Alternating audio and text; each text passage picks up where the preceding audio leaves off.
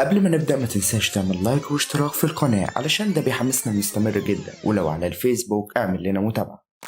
Thank you. بيبدأ المسلسل بسرد أسطورة قديمة في كوريا، وهي عن ثعلب الذيول التسعة. والأسطورة بتقول إن الثعلب لما بيوصل لسن 100 بيكون عنده القدرة يتحول لبشري، وإنه لما يوصل لسن 1000 بيكون عنده قوة خارقة من السماء وبيبقى من أقوى الكائنات. بعدها بنروح لسنة 1999 وبنشوف عيلة راجعة بيتها وبتدي الأم لعبة هدية لبنتها وبتكون فرحانة بيها جدا، لكن وهم على الطريق النور بيبدأ يقطع والطريق بقى ضلمة وبيظهر لهم شيء غريب خلى عربيتهم تتقلب. لكن بتفوق البنت الصغيرة واللي اسمها جي وبتشوف أهلها بره العربية بيتفرجوا عليها، لكنها بتصحى فجأة وبتلاقي نفسها في البيت وبتفهم إنها كانت بتحلم. لكن بتلاحظ إن لعبتها الهدية اتكسرت وبتلاقي كمان نقطة دم على هدومها، فبتطلب من أمها كوكيز بالمكسرات. ولما أمها بتبدأ تدور عليها في المطبخ بتقول لها جي إن المفروض ما يكونش فيه في البيت لأن عندها حساسية، وبتكتشف إنها مش أمها وبتعورها وبتسألها عن أمها. لكن الأم بتمسكها من رقبتها وهي متعصبة، بس جي بتهرب منها وبتستخبى في أوضة وهي مرعوبة من الشخصين اللي منتحلين أهلها. لكنها بتلاقي فجأة شخص غريب واقف قدامها واللي اسمه لي يون، واللي بيكون شايل معاه شمسية وبيستعمل قوته وبيقول لها إنها تنسى كل شيء شافته وبيرجعها مكان الحادثة. وبيتضح إنها ما كانتش بتحلم أصلا وإن أهلها اختفوا من الحادثة فعلا. بعدها بنروح لسنة 2020 في الوقت الحالي وبنشوف يون بيصحى من نومه وبيروح فرح شخص وبيمشي بنفس الشمسية بتاعته، وإنه الوحيد اللي كان متوقع إنها هتمطر على الرغم من إن الجو كان صافي. وبيبص وبيقول إن الثعلب بيتجوز وبيخش بعدها للعروسة واللي بتكون متفاجئة من وجوده وإنه إزاي لقاها. فبيقول لها يون إنها ما تقدرش تغير ماضيها الدموي بمجرد إنها تتجوز، لكن هي بتحاول تترجاه إنه يسيبها. وبيتضح إنها ثعلب زيه لكنها لسه صغيرة، وإن يون مسؤول عن معاقبة الثعالب الفاسدة. ولما بتحاول تهجم عليه بتتحول شمسيته لسيف وبيهجم عليها، لكنها بتترجاه وبتطلب منه تقابل خطيبها للمرة الأخيرة وهو بيوافق. وفي نفس الوقت بنشوف جي بعد ما كبرت وبتكون صحفية مهتمة بالأحداث الخارقة للطبيعة، وبتكون متواجدة في نفس مكان زفاف الثعلب اللي بتكون بتحاول تهرب تاني من يون، لكن المرة دي بيقتلها وبتختفي. وبتكتشف جي إن حفل الزفاف اتلغى والناس بدأت تمشي، لكنها بتلاقي يون خارج وبتشبه عليه. وبعدها بتلاقي إن فستان الفرح مرمي على الأرض وهي مش فاهمة سبب وجوده بالطريقة دي، وبتلاقي بالصدفة شعر لونه برتقاني على الفستان وبتتوقع إنه شعر حيوان، وبتعرضه على دكتور بيطري اللي بيقول لها إنه شعر ثعلب وإنه نادر تشوف ثعالب في سيول. ولما بتمشي بيحاول الدكتور يتصل بحد وبيكون متوتر.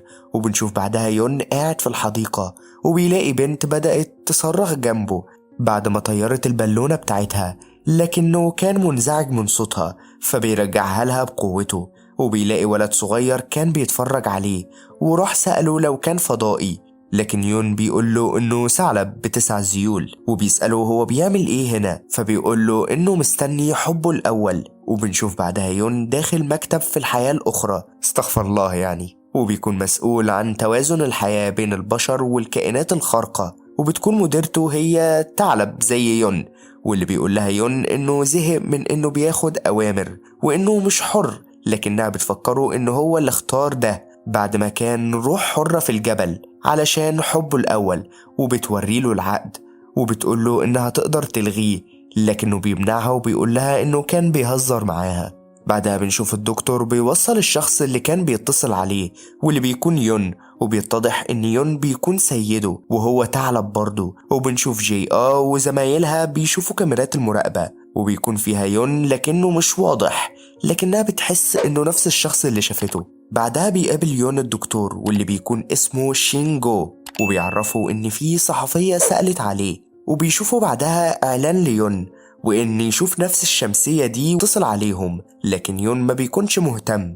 وبنشوف بعدها شخص غريب بنضارة بيقابل جي وبيقول لها إنه يعرف مين صاحب الشمسية، وبيقول لها إنه مش إنسان وإنه عمره 1000 سنة، لكنها بتستغرب منه وبتفتكر إنه مقلب.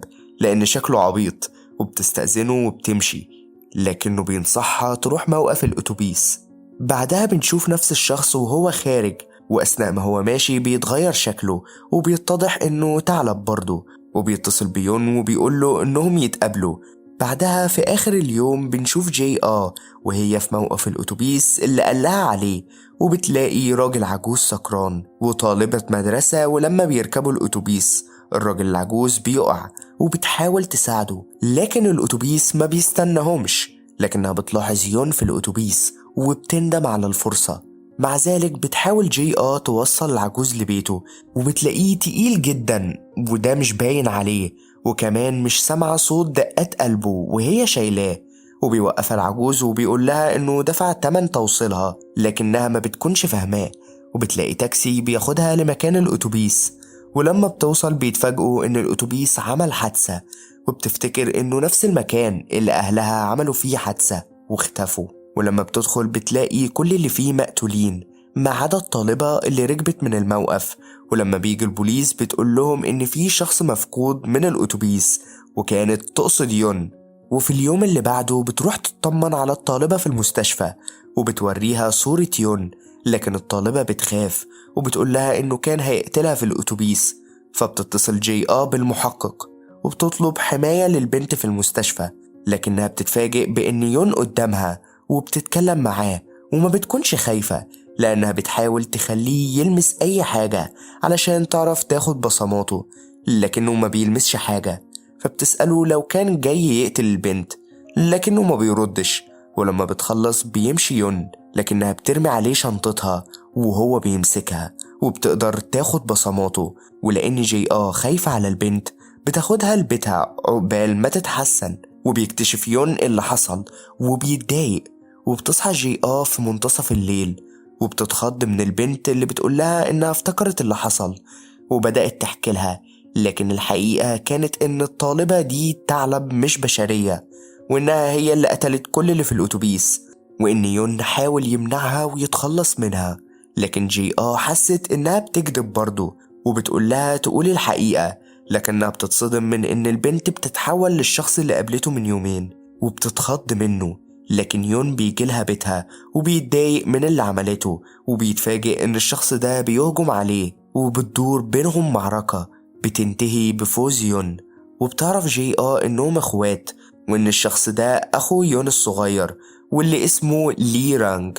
وبنشوف انها كانت حاطة كاميرا صورت اللي حصل بينهم، وبيحذر رانج يون انه هيقتل جي وبيسيبه وبيمشي. ولما بتستفسر جي من يون بيستعمل قوته علشان يخليها تنسى كل اللي حصل. وفي اليوم اللي بعده بنشوف جي بيجيلها مكالمة من المحقق اللي عرف نتيجة البصمات. وبالليل بنشوف يون في بيته بيلاقي فيديو ليه هو وأخوه وهما بيتقاتلوا، وبيلاقي جي قدامه. ولما بيروح لها بتقوله انه لو عاوز الفيديو يجي ياخده، وبتنط من البلكونة وبينقذها يون، وانها اتأكدت انه مش انسان، وبتفرح لما انقذته. وبتقوله انها كانت مستنية اللحظة دي، وبتحقنه بمخدر وبيغمى عليه. وبنشوف فلاش باك لحياة يون واللي كان عايش روح في الجبل، وانه اتعرف على بنت نفس شكل جي طلعت الجبل وحبها لكنها ماتت، وقصة حبهم انتهت بمأساوية. لكن يون استعمل قوته وكسر القوانين علشان يخلي روحها تقدر تتولد في حياة جديدة، ووعدها انه هيدور عليها، وانه كان بيقابل كل اللي شكلها لكن بيكونوا بروح مختلفة عن اللي عارفها. وبنرجع للحاضر وبيفوق يون اللي بيهدد جي انه يقدر يأذيها، لكنها بتحكي له عن اللي حصل لأهلها من 21 سنة. لكن يون ما بيكونش مهتم وبتهدده بالفيديو، لكنه بيعمي عينها وبتقوله انها ما بتهددوش. وبنشوفها بتدمر الفلاشة بنفسها، وبتقوله انها عارفة ان الثعلب لما بيبقى مديون لازم يرد الدين، وانها ساعدته فلازم هو يساعدها ويعرف اللي حصل لأهلها. وفي اليوم اللي بعده بيكلم يون جي وبيقابلها في مطعم، وبيقول لها ان اهلها مش في قائمة الموت، وده معناه انهم لسه عايشين، لكنه ما يعرفش مكانهم لسه. وبيقول لها تبعد عن العالم بتاعه لانه خطير عليها، وانها مش هتشوفه تاني، لكنها بتطلب منه يفضل ويساعدها، وانها ما عندهاش مشكلة مع الخطر. فبياخدها يون لمكان شغلها وبيقول لها ترمي عملات معدنية قدام فرد معين من الأمن، وبتتفاجئ إنه بياكلها وإنه وحش، وده بيخوفها. ولما الوحش ده بيحاول يهجم عليها بيمنعه يون وبيضربه، لكنه بيقول إن أخوه هو اللي جابله وظيفة في المبنى. وبيلاقي جي مصدومة، فبيشرح لها يون إن الوحش ده اسمه بول جاسري، وهو وحش بيتغذى على الكوابيس. وبيحاول الوحش يمسك جي وبيهدد يون، لكن يون بيقدر يضربه، وبتكون جي مرعوبة. وهنا بيقول لها يون ترجع للعالم المسالم بتاعها لأنها مش هتنسجم مع العالم بتاعه. بعدها بنشوف سكان جزيرة وصيادين بيصطادوا، لكنهم بيلاقوا في الشبكة جمجمة بني آدم، واللي بيكون عنده سنان معدن، وبيعرفوا إنه صديق ليهم وواحد ساكن في الجزيرة. وبتعرف الشرطة اللي بدأت تحقق وإن الشخص ده كان مختفي بالفعل. بنشوف بعدها يون بيقابل رانج وبيقول له يبعد عن جي لكن رانج بيعبر عن غضبه لأن يون ساب منصبه في الجبل، وكذلك ساب أخوه علشان حبيبته دي. وفي اليوم اللي بعده بيروح يون مع جي للجزيرة علشان يدوروا في موضوع الجمجمة دي، أملا في إنهم يلاقوا أي علاقة تربطها بأهل جي ولما بيسألوا أهل الجزيرة محدش بيرضى يساعدهم. وبيروح يون للغابة وبيتواصل مع الأرواح اللي فيها علشان يعرف أي معلومات. وبيعرف إن حصل طوفان على الجزيرة بسبب روح شريرة هبطت على الجزيرة. وبيروحوا مكان على الجزيرة بتلاحظوا جي مكان مألوف جدا، وبيتضح إنه نفس المكان اللي تصور فيه أهلها لما كانت صغيرة، وبتستغرب جدا. وبالليل بيلاحظ يون شبه في جي بحبيبته، ولما بيتأكد باستخدام سحره ما بتكونش روح حبيبته. وفي اليوم اللي بعده بيقنع يون أهل الجزيرة يتكلموا، وبيعرف منهم إنها مش أول حادثة تحصل.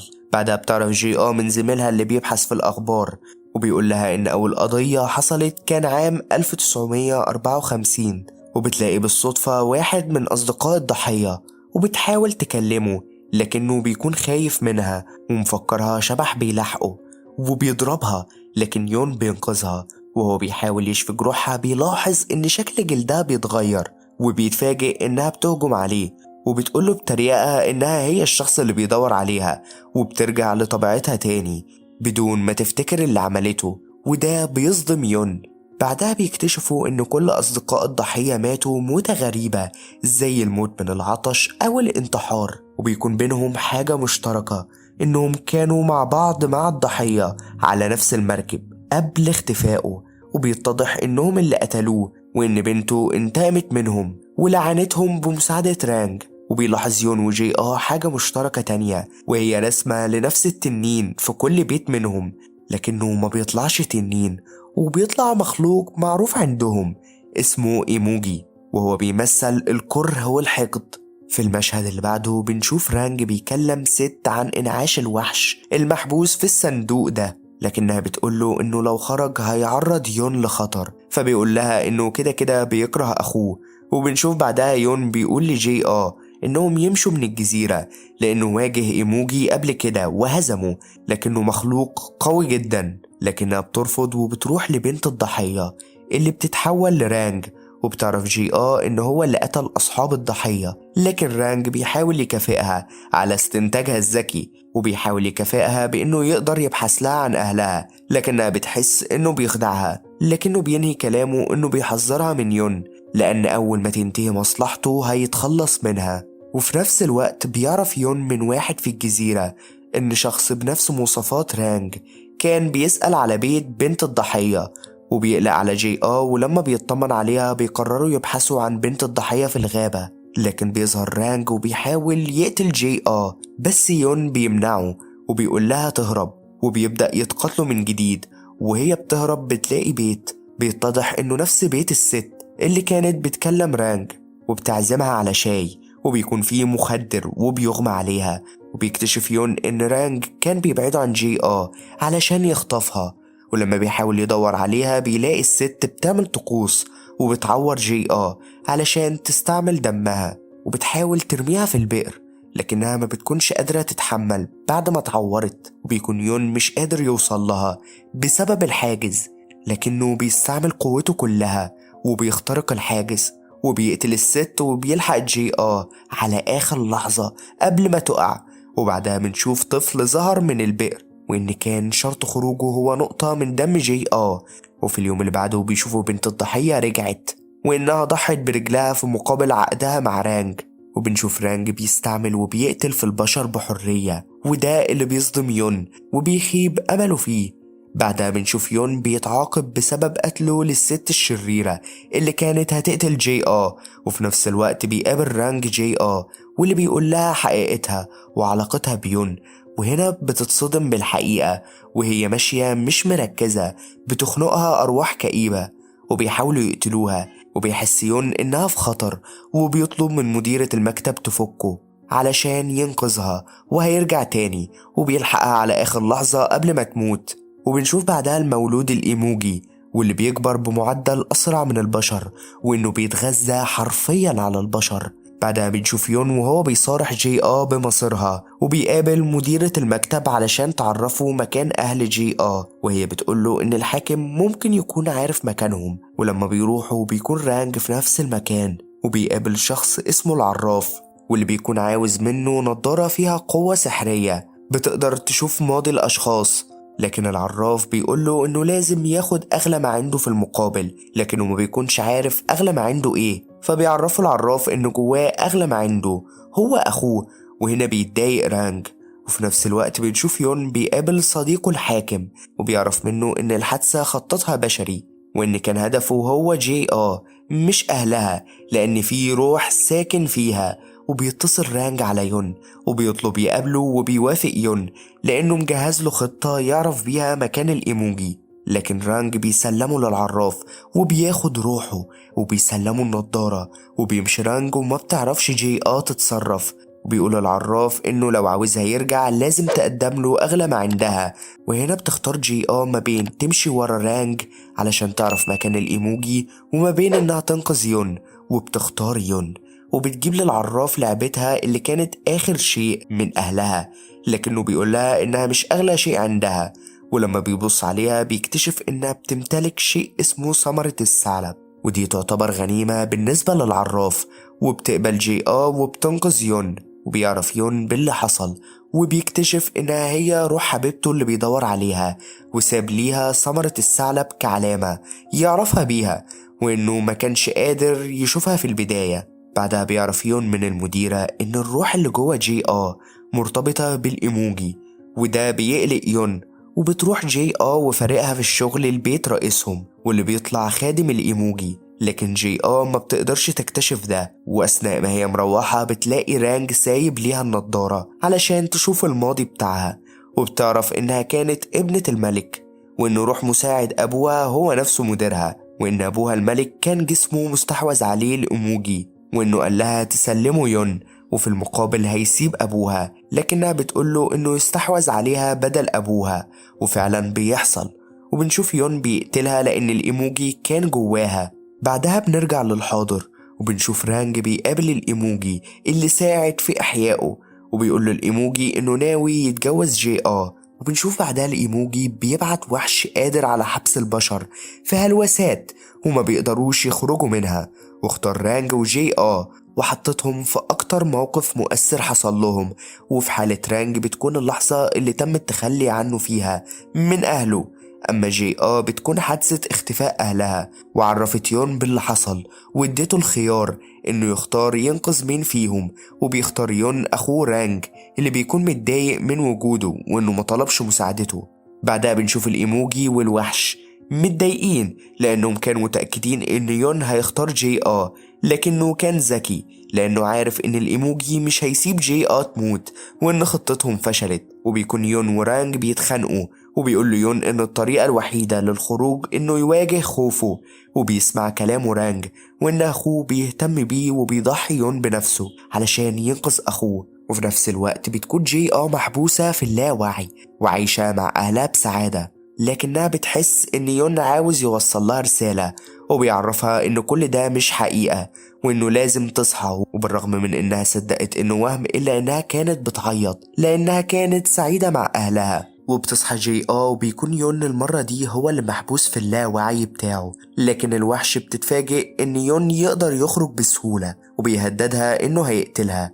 وبتختفي الوحش وبيرجع يون وبيطمن جي وهنا بيبدأ الإيموجي في المرحلة التانية من خطته، وهو إنه يتقرب من جي وفي نفس الوقت بيعرف يون جي الحقيقة، وإنه بعد ما استحوذ عليها الإيموجي علشان يقتل يون وهي ما قدرتش تقتل حبيبها، وأمرت يون يرد دينه ليها ويقتلها لأن الإيموجي هيموت معاها. وبينفذ يون مع إن الأمر مش بإرادته، وبتتفهم جي وبتعتذر له إنها خلته ينتظرها طول الوقت ده. بعدها بنشوف إن في صحفي جديد انضم لفريق جي وبيكون هو نفسه الإيموجي، وبيقدم نفسه وإن اسمه تيري. لكن جي ما بتكونش مهتمة، وبتروح بعدها لمديرها اللي بتقول لها إنها عرفت الحقيقة وإنه هو السبب في اختفاء أهلها. ولما بيسمع منها بيتفاجئ لكنه ما بينكرش، وبيرد عليها إنه يرجع لها أهلها بشرط إنها تضحي بيون للإيموجي. بعدها بيحس يون بوجود الإيموجي، ولما بيقابلوا بيبدأوا يتقاتلوا، وفي النهاية ما بيقدرش حد منهم يقتل التاني. وبيعرض عليه الإيموجي إنه يقدر يسيب كل اللي حواليه في حالهم لو سلم له جسمه دلوقتي، لكن يون بيرفض وبيتريق عليه. وهنا الإيموجي بيستعمل قوته وبيقتل ناس بريئة وبيخليهم ينتحروا. وهنا بيتأكد يون إنه أقوى من السابق وإنه خطر، فبياخد جي وبيروحوا مكتب الحياة الأخرى. وبتكون المديرة متعصبة لأن في ناس ماتت وهم مش على قائمة الموت، وبيطلب منها إنها تدور لها على أهل جي وهم هيجيبوا لها الإيموجي. وبتوافق وبتقول لها كلمتين وهم شجرة كرز. وبتفتكر جي إنها شافت شجرة كرز في بيت الإيموجي، وبيكتشفوا إن أهلها محبوسين فيها. وبنشوف بعدها خادم الإيموجي بيطلب من رانج إنه يخدر يون ويسلمهوله، وبيقابلوا بعض وبيحط رانج المخدر في مشروب يون، وفعلا يحصل وبيظهر الخادم في المكان وبيحاول يقتل يون بنفسه، لكنه بيتصدم إن رانج بيضربه. وبنكتشف إنهم متفقين مع بعض، وبيعرض عليه إنه مش هيقتله في مقابل إنه يحرر أهل جي وفعلا بيحصل. وكان كل ده جي عارفة، وكانت بتشتت الإيموجي وإنها كانت ضمن الخطة علشان يعرفوا يحرروا أهلها. ولما بتروح بتقدر تشوف أهلها للمرة الأولى. بعدها بيكتشف الإيموجي اللي حصل، وبيكلم الخادم بتاعه وبيقول له إنه هيواجه مصيره قريب بسبب اللي حصل ده. وبيترعب الخادم، وفي نفس الليلة بتحلم جي بمقابلة مع الإيموجي وإنهم مرتبطين ببعض وإن في شيء شرير جواها. وفي اليوم اللي بعده بيقابل الخادم يون وبيطلب إنه يحميه من الإيموجي اللي مش هيسيبه، وبيتفقوا إنه يعرفوا إزاي يقتله في مقابل إنه يحميه. وبيعرف يون إن الإيموجي ممكن يموت بنفس الطقوس اللي اتولد بيها. وبالليل بتقابل جي الإيموجي واللي بتكون ضمن خطة يون، وبيعزمها الإيموجي على العشاء، وبيقول لها إنها لو ما قبلتش تتجوزه هيدمر كل شيء. وهنا بتعترف له جي إنها بتحب يون، وبيتعصب الإيموجي عليها، لكن يون بيظهر وبيحميها وبينفذ خطته، لكن بيكتشف إنها بتفشل.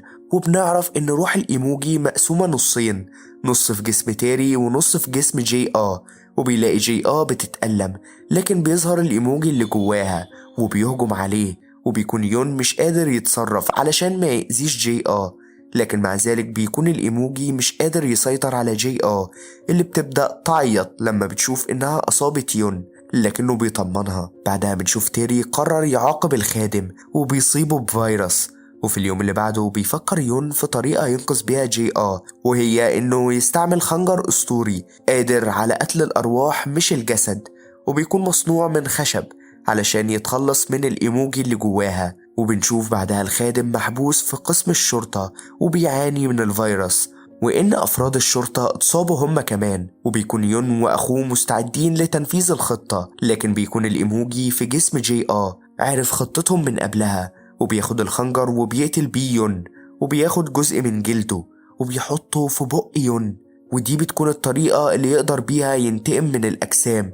لكن فجأة بيقوم يون وبياخد الجزء من بقه وبيقول له إنه كان عاوز يكتشف نقطة ضعفه وإزاي يتنقل من جسم جي وإن الخنجر مجرد نسخة لأنه أصلا ما قدرش يلاقيه. بنشوف بعدها المديرة بتغير تاريخ وفاة جي لليوم اللي بعده، لأنها مقتنعة إن الحل لهزيمة الإيموجي هي قتل جي وفي نفس الوقت بنشوف الفيروس بينتشر بسرعة وبيقتل ناس كتيرة، وبتنجح خطة الإيموجي. بيتقابل يون مع الإيموجي وبيعرض عليه منصبه كروح الجبل في مقابل إنه يسيب جي وبيوافق الإيموجي مع إن ده اللي كان عاوزه الإيموجي في الأساس، إلا إنه عارف إن يون بيخدعه وإنه هيجريه. وبيروح الإيموجي لمكتب الحياة الأخرى وبيصدم المديرة لأن شكله بشري نفس شكل ابنها الميت، وبيعترف لها إنه اختار الشكل ده بالتحديد علشان يشوف ردة فعلها لما تشوفه. وهنا بتتجنن المديرة وبتستعمل قوتها عليه، لكنه كان مخطط لكده بأنه استعمل أداة سحرية خدها من الحاكم صديق يون بعد ما هزمه، وإنها تقدر تعكس أي هجوم سحري وبتتحول لتمثال. وبيعرف يون باللي حصل لكنه بيوصل متأخر وبيلاقي نصين الإيموجي موجودين وبتضربه جي وهو مش عارف يعمل إيه، وحس إنه خطة الإيموجي هتنجح فقرر يبلع الجزء علشان ينقل نص الإيموجي لجسمه، وبيضحي بنفسه وبياكل زهرة بتكون نقطة ضعف الإيموجي وبيمنعه من السيطرة. وبيوصل رانج متأخر علشان يساعد أخوه، لكنه بيقوله إنه يقتلهم علشان يقتل الإيموجي جواهم، ومع إن رانج ما بيكونش قادر إلا إنه بينفذ وبيقتلهم سوا وبيقعوا في نهر الأموات. وبيفضل رانج قاعد وبيعيط. بعدها بيختفي الفيروس اللي صاب الكل بموت الإيموجي، وبترجع المديرة وبتعدل تاريخ وفاة جي وبترجع الحياة لطبيعتها إلا مع جي ورانج اللي بيكونوا مكتئبين ويون وحشهم. لكن بعدها بيومين بيلاقي رانج فيديو ليون عمله قبل ما يموت بيقوله فيه إنه ما يزعلش وإنه بيحبه مهما حصل. وبتكون علاقة الكره بين رانج وجي اتحولت لود بسيط وبيتقبلوا بعض علشان يون. بعدها بفترة بيقابل رانج وجي العراف وبيعرفوا إنه عنده القدرة يرجع روح يون من جديد لكن كبشري، لكن لازم يقدموا له أغلى ما عندهم. وهنا بيقرر رانج ما يغلطش نفس الغلطة اللي غلطها قبل كده وبيضحي بنفسه للعراف وبيقول لجي إنه هيتولد من جديد في حياة تانية فما تقلقش عليه. بعدها ب6 شهور بتكون جي عايشة حياتها كالمعتاد، لكن بتتصدم لما بتلاقي يون رجع وبيتجمعوا سوا أخيرا، وبيعرف إن أخوه ضحى بنفسه علشانه وبيقرر إنه هيدور عليه لو اتولد من جديد. وبالليل بيكون يون وجي مروحين وبتدخل جي البيت، لكن يون بيلاقي وحش وبيسحب سيفه وبنكتشف انه لسه ثعلب الذيول ال9. وبينتهي المسلسل مميز فعلا. لو كنت تابعت معايا الملخص للآخر عندي ليك سؤال: ليه المديرة كانت فاكرة ان بتغيير تاريخ موت جي ده هيبقى الحل؟ اكتبوا لنا اجاباتكم في التعليقات وهقراها كلها.